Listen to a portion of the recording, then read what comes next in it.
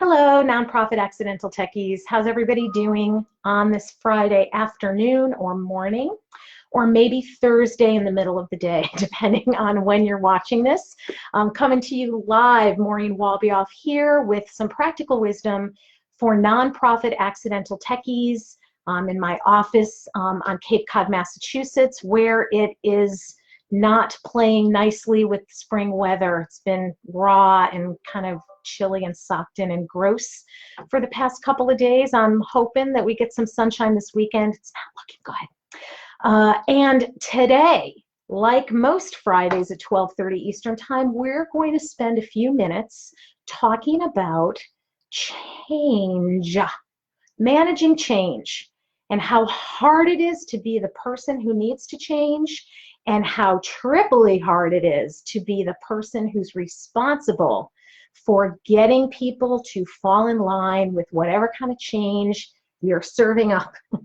Sometimes it's business processes, sometimes it's platforms, sometimes it's even job responsibilities, right? Drilled right down, coming to you and how you spend your time and what you're good at and what you're not good at. And that is a very emotional place for folks to be, like it or not. You know, the resistance to change is everywhere. Even if it's a good change, there's usually a little friction at the beginning. So let's break this down. The reason that I'm talking about this morning or this afternoon is because I just wrote an article for the DMAW, the Digital Marketing Association of Washington's print magazine called The Advert. And the article was all about the critical 6 months after someone implements a new database or a new CRM. And one of the pieces of advice that I gave in this article is about helping people manage change with some sanity, with some professionalism, with some poise. And this isn't a secret, right? We are all resistant to change. I'm so resistant to change that if I find shoes that I like, I buy 2 pair because I want to use those shoes. I already went through the change of finding the shoes, and now I want a backup pair. Not everybody does that, but I guess that's my way to manage change, is to kind of embrace it if I can. Scott, Jeanette, somebody else are on live today. Jeanette, you have handled a lot of change in your career. I would love to hear you weigh in if you've got any tips or stories to share. So some changes we all love, right? Like, I'm going on vacation, I'm not going to work for a week. That's an awesome change. But other changes, like, you know, my rent is getting raised, we don't love those changes so much. And I'd like you to take a second and just think back to the last time you experienced a change that you personally consider to be a problem. It was a downer, it was bad, don't like this change. So take 1 second, let's think about this. If you have something that's popped into your head, chat it right now. Let us all see in the comments what your particular bummer of a change was, if you choose to share that. We all make like this instantaneous split-second decision about whether a change is going to be good or bad. And it's all has to do with self-interest. It's coming from the lizard brain, not the really evolved analytical brain. It's coming from the self-protection early brain, the limbic system in our brains that really controls whether we feel safe or not. It's that fight or flight part of our brain, not always operating at the highest levels, unfortunately. So whether we think a change is good or bad has totally to do with what's in it for me. Is the work of the change worth what I'm going to get at the other end of the change? Me personally, it's great to be aspirational. Our supporters will have a better online experience, or, you know, we'll be able to track time more granularly, and we'll know better, you know, which areas of our program are actually running well and producing the outcomes we're looking for. That lizard brain doesn't think that way. It thinks about good thing, bad thing, split decision. And once we make that decision about whether a change is good or bad, it is almost impossible to convince people otherwise. So the first tip I've got for you, if you're struggling with managing change in your organization, or you're one of the folks who's leading the change and getting people to come along and get on board, the beginning is critical. How the change is presented, and if you can, try to present it in a way where it is very obvious what the gain is, if there is one. Don't fake it if there isn't one. Not only did I write that article for that magazine, but I also do nonprofit technology needs assessments and system either fixing or replacements. And that is capital C change, baby, every single day. I am the angel of change or the devil of change, depending on who you are. So I think about this all the time. What are better ways to package up big changes for groups and individuals? And even small changes that from the outside looking in seem like no big deal, right? Just jump on board. You used to do it this way, you're going to do it that way, no big. It is big. And I have to keep remembering and having empathy, but not sympathy. And they're very, very different. You can be empathetic when somebody's having a rough time, but sympathetic means I sort of feel the same way you do. You know, like I don't like this change either, and that can turn into a bit of a grumble fest. I've had more than my fair share of strategic planning meetings or project scoping meetings or training sessions where it got a little uncomfortable because it was all about change. And people, we were there live watching and dealing with people's reactions to change, crying, swearing. This is my favorite. The people who sit in the back of the room and they're just like, if looks could kill, right? Like, I'm going to find you. You're bringing this change to me and I don't like it. So I swim in these waters all the time, and I think I understand a little bit about why we react the way that we do, and we'll talk a little bit today about things that you can do to make it easier on everyone, yourself, most particularly, no matter whether you are someone who is dealing with a change or leading it. So why does change freak us out so badly? Aside from the fact that it's our lizard brain that isn't higher functioning, that's giving us the big, thumbs up or thumbs down. Here's some reasons. I got 5. The first is loss of status, right? If I used to be the expert on a way to do a thing, and now we're changing how we do it, everybody's learning how to do it at the same time, I have no subject matter status as an expert in the way to do a thing or the way to use a system. I'm starting right from square one again. And frankly, I have put a lot of time and energy into becoming a subject matter expert, and I do not want that taken away from me. I'm no longer the expert on X. I think we can probably all imagine a scenario in which someone might feel like they were being sent back to square one, either in their career or in their personal expertise in a thing. That's the first one. Second one is loss of reward, or little reward. I'm sorry, little reward for the work that we're doing. And the phrase that we use for this a lot is the devil we know, right? The devil I know is way better than the devil I don't know. And the devil I don't know is that change. I see this a lot when people are the first in line to really complain about a product, a system, right? My email tool, I hate it. It's horrible. We need to throw it out and start all over again. Oh, ho, ho. but as soon as the new system is identified and a contract is signed, suddenly that crappy existing system, you start to feel a little bit more fondness for it. I at least knew how to do the workarounds, or maybe it wasn't that bad. I would caution you, if you're in a scenario where you're starting to really pine for something that you were ready to throw away a month ago, there's probably some little reward issues in there, figuring out what the benefits are to you to actually switch to this new system and make the change. So that's number 2, little reward.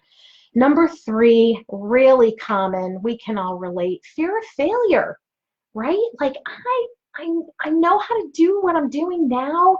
I don't learn well, or I'm too old to learn, or I'm afraid of that technology.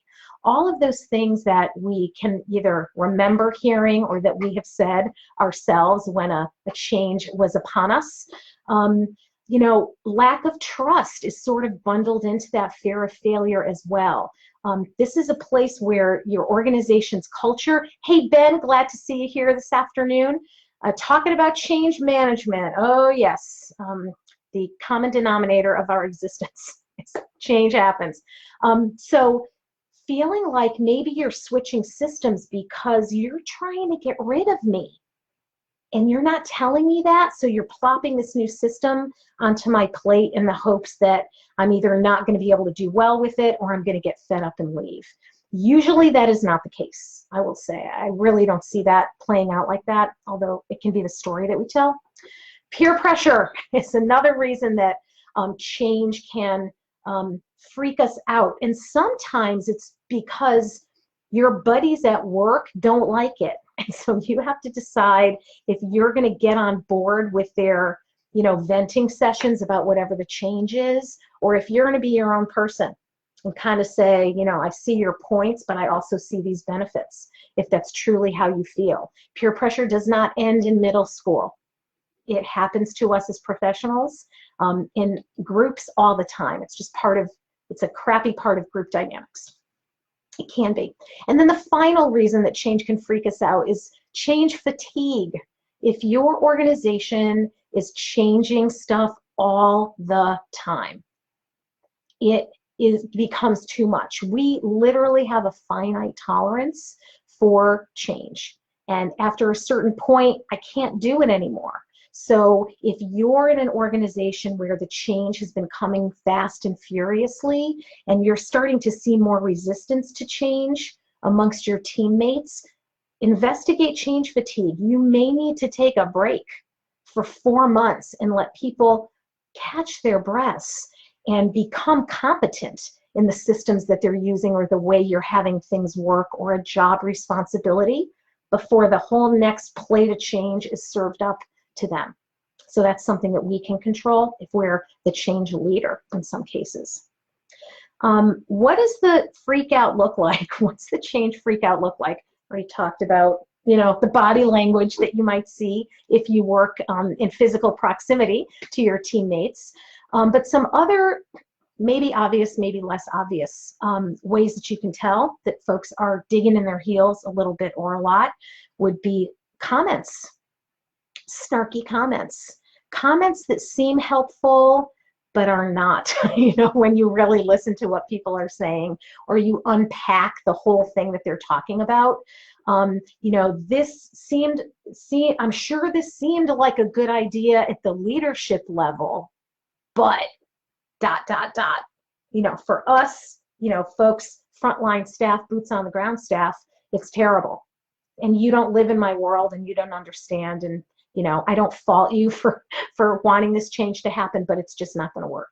So snarky comments, you may hear them. They may be directed at you. Another way that you can recognize resistance is absenteeism. If you see an uptick in people needing to take a mental health day, I need to work from home if they don't typically work a remote schedule.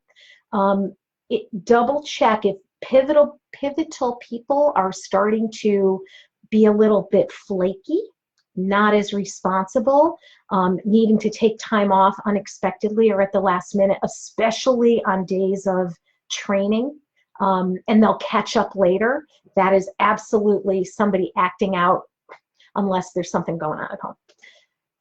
Refusing to adopt to whatever it is, like the toddler model of I'm not doing it. I'm just not doing it. And they may be loud about their resistance. They may be quiet about their resistance. They may pretend that they're actually going with the new program, but secretly, we talk about a CRM. Everybody needs to put their data in the CRM, and they have secret spreadsheets. You know, those are ways that you can see that there's some resistance. And for nonprofits who are culturally entrepreneurial, right? And maybe progressive, or dealing really with human rights and social justice issues. We like to resist. We like to resist. We actually teach our staff how to get people to resist to changes that we don't like. And sometimes those skills can get turned around and pointed right back at you. So pay attention. Lastly, you may see emotional reactions. We joke about, somebody throwing a book and leaving in a huff, or hanging up or yelling or whatever it is. But if you're finding people are having high emotional reactions to things that don't really call for those high-level emotional reactions, that is absolutely a sure sign that this is about resistance to change. If normally they're cool as a cucumber and suddenly they're anxious and really struggling, you absolutely need to talk with that staff person or that team, because there's something big going on that could blow up in your face. Time to deal with it is when you smell that smoke. Don't let it turn into a big fire.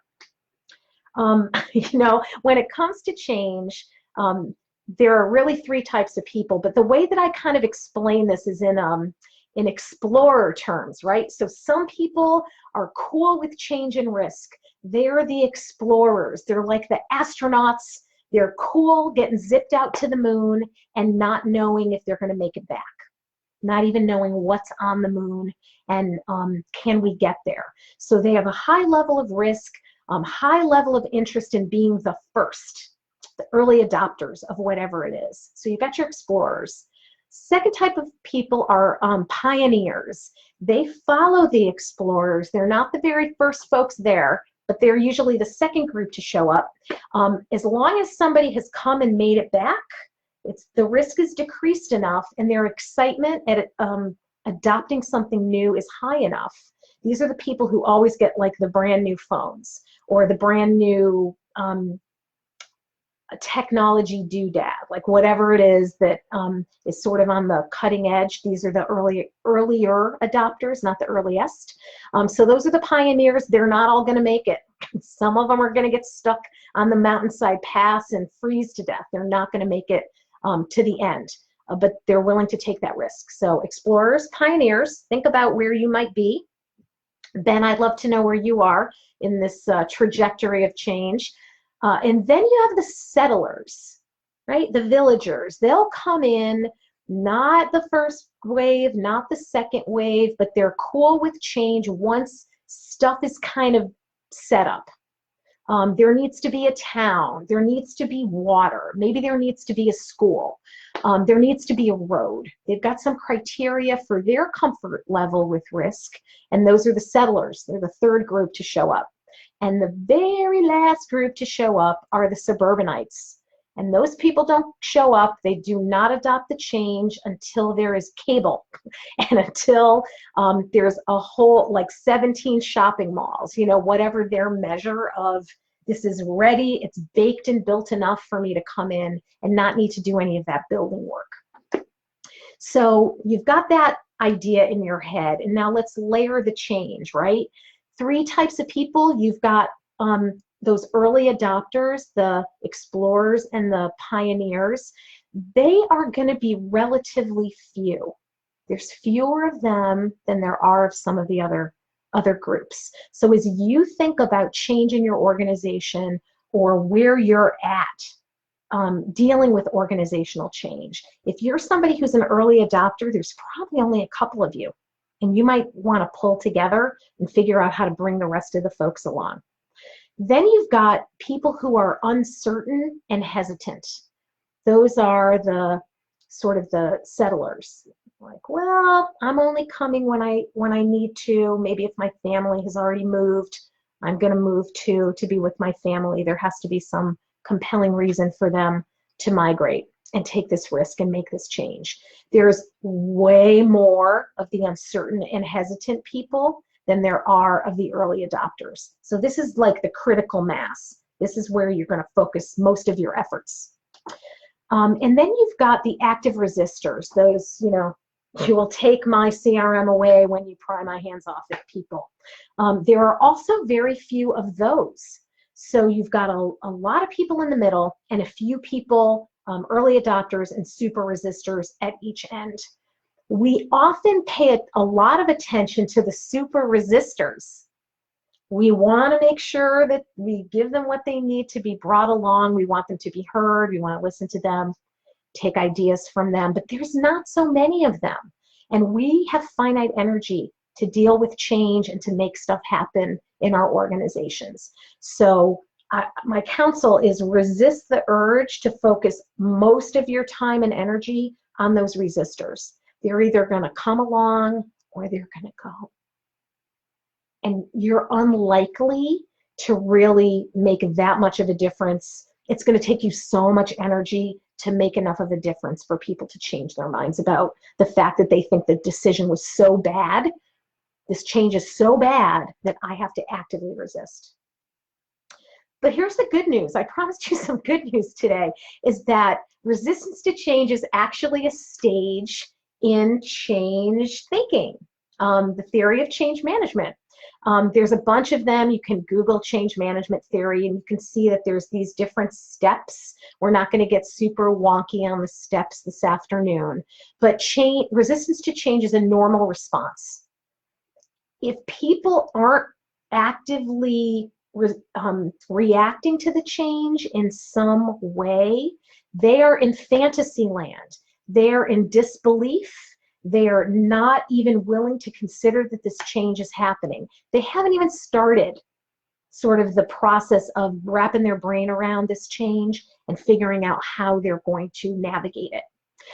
So resistance to change is good because it means they know change is here or afoot. And so once they're resisting, they're sort of in that cycle.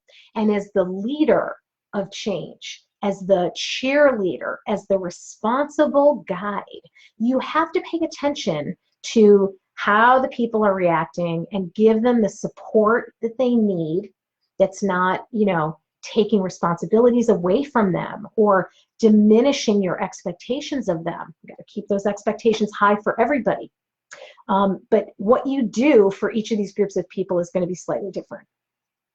This is an opportunity to navigate the hardest part of the journey, which is the transformation.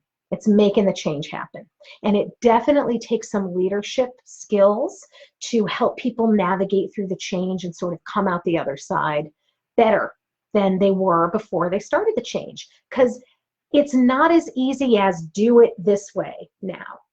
There's a lot that goes into managing those changes that you need to be respectful of and supportive of.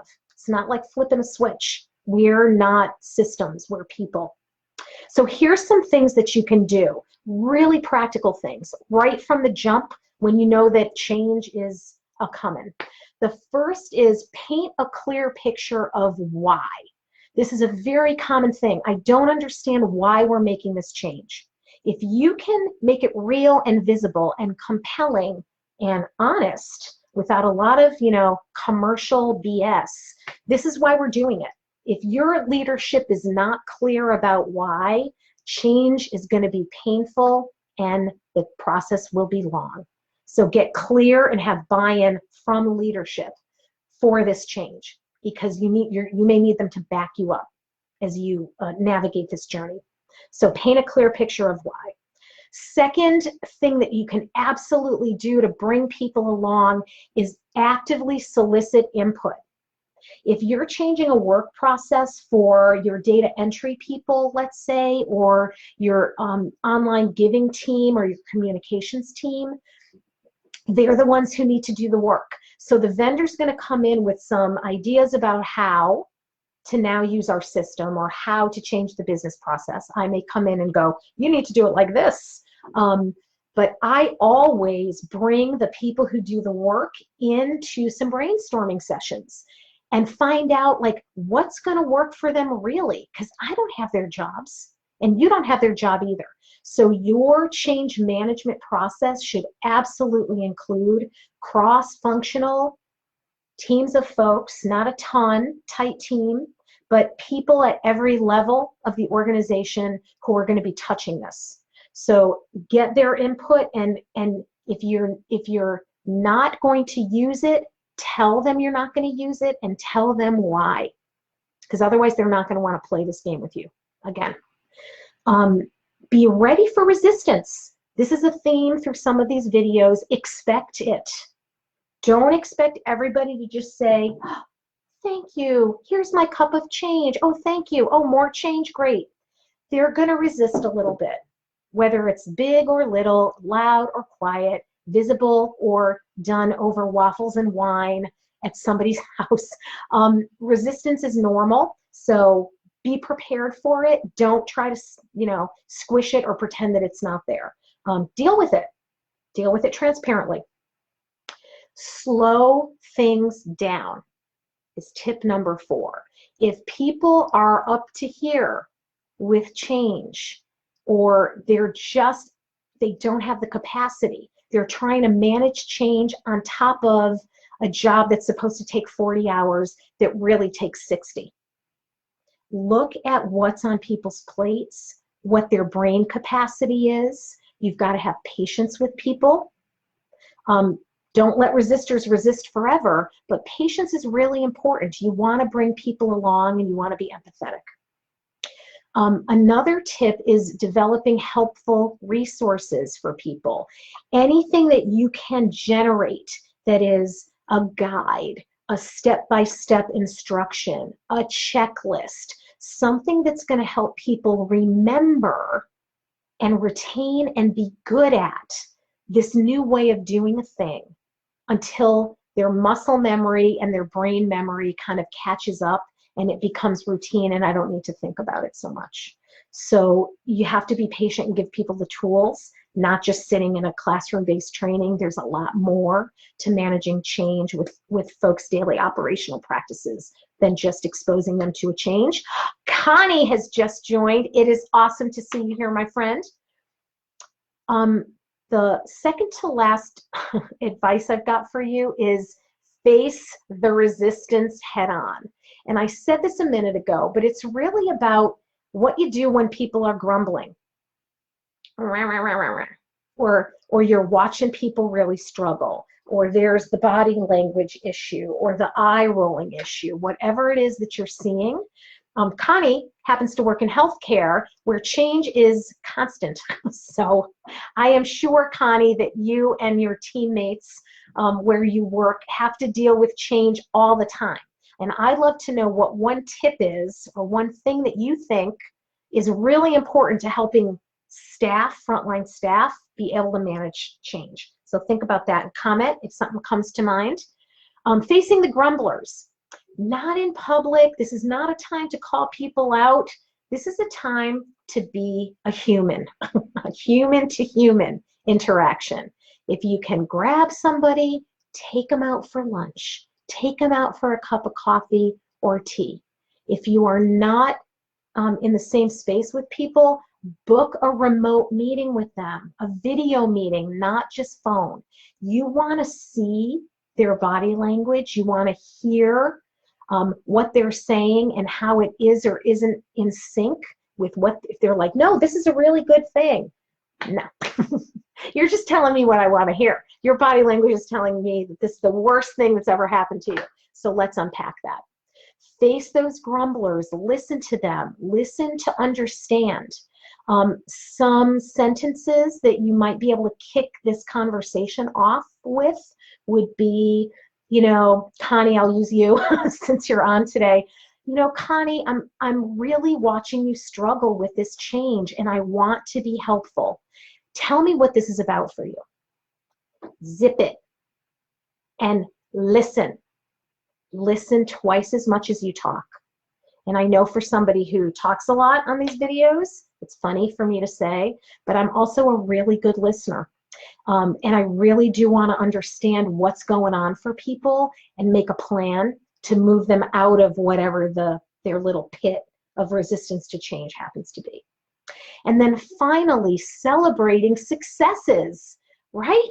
Like you managed to get everybody trained up on X, still a little messy, still a little worried, not firing on all circuits quite yet, but dang it, you hit a milestone. You got everybody trained up, or a system got implemented, or you created documentation for one business process that you've rolled out. Connie totally gets it, right? Healthcare is moving really fast, really high stakes work as well. So you got to think on your toes and be ready, but at a certain moment, it gets to be too much. Celebrating successes is what I was talking about. Even little things, like for you to say, everybody gets an extra 15 minutes today. Everybody gets to, ordering in lunch. Seems it used to be the thing when we all worked in offices. People would order in lunch. What is meaningful? People like to hear themselves shouted out. And this is something that I took from an organization that I worked at for a long time and brought it into the company that I ran with some business partners before doing this accidental nonprofit techie stuff, is shout outs. If you have a staff meeting and you're noticing that somebody has really tried hard to do X, or has changed their tune on Y, or has been a super asset to you, you're surprised by how well they're doing. That's not what you want to say, but shout them out. It would be great to be able to say, I'm going to shout out Connie today because this is a really big change for her and her job responsibilities, and I am just so thankful and grateful and appreciative of how hard she's working to actually operationalize this change. People love it, especially if it's genuine. So celebrate successes. Change is a constant, right? Isn't that the saying? The only thing constant is change. And so being able to be agile and being able to be a cheerleader, meeting people where they're at, giving them the resources that they need to do a good job at managing the change, being able to explain things if something's coming down from on high, being able to be empathetic but not necessarily sympathetic with people's pain points around change. And I've got 3 more secret tips for you, and then I will leave you for today. The first secret tip is not a surprise coming from me. It's assuming goodwill. I've had people throw things at me because they didn't hit me, but they threw things at me from the back of the room because they were so overwhelmed and confused and emotional and angry. And in the moment, as the thing came flying, as the Kleenex box came flying at me, I was like, wow, like that really hit home to me how hard change is for some people. Some changes are very hard for some people. So have some empathy for sure, assume goodwill, expect it, plan for it. Do some research, do some Googling on the stages of change and figure out where your group is in, pre-contemplation, contemplation, and provisional try, all the way to mastery. There's tons of great resources on change management out there that I'm sure would be helpful to you. And maybe I'll put some links below when the video is over. So assume goodwill. They don't really hate you. They're just stuck and have no outlet for it. So unfortunately, it's you. Expect for change. Expect resistance. Plan on it. Don't expect everybody to be a happy camper. And then finally, don't take it personally. If you're the guy or gal or person who's up in front of the room and you're trying to be a good cheerleader and people are just not buying what you're selling, it can be very defeating. It's easy to feel deflated. Try not to take it personally. Find places where you can go, get support for yourself. Sometimes it's your software vendor, because I bet they've seen this a million times. Sometimes it's your supervisor in your organization. Sometimes it's anonymously in a Facebook group for you to be able to share, like, this is really grinding me down. I don't want to get in the car and drive to this office because they don't want to see me coming. What do I do about that? How do I change my own attitude and try to get like a second wind to be able to be supportive and a facilitator of change and not somebody who's, you know, jamming change down someone's throat. So change is everywhere. If you've got thoughts as you're watching this video, no matter when it is, I'd love to hear what's worked or what hasn't worked for you. Next week's is, see, what day is it? The 19th, next Friday the 19th. We're going to spend some time talking about making big decisions. I'm working with some clients right now that are in what I call the nail biter phase of making a big decision about software for their organization. And we're going to break apart some techniques and tips that you can use if you're really stuck and you cannot force yourself to make a decision to save your life. So if that's a situation that you're facing, come on back here 12:30 Eastern Time next week with me. You can certainly follow and like and share stuff that I post around on social media here on Facebook and Twitter. You can check out my website, which is meetmaureen.com. And if you're interested in getting some a chat or two about your digital stuff or managing change at your organization, I'd love to have you get in touch with me. And you can find me at info@meetmaureen.com. So till next week, I wish all of you a wonderful rest of your Friday afternoon. I hope this was helpful, and I will see you next week. Have a good rest of your Friday, everybody. Thanks. Bye.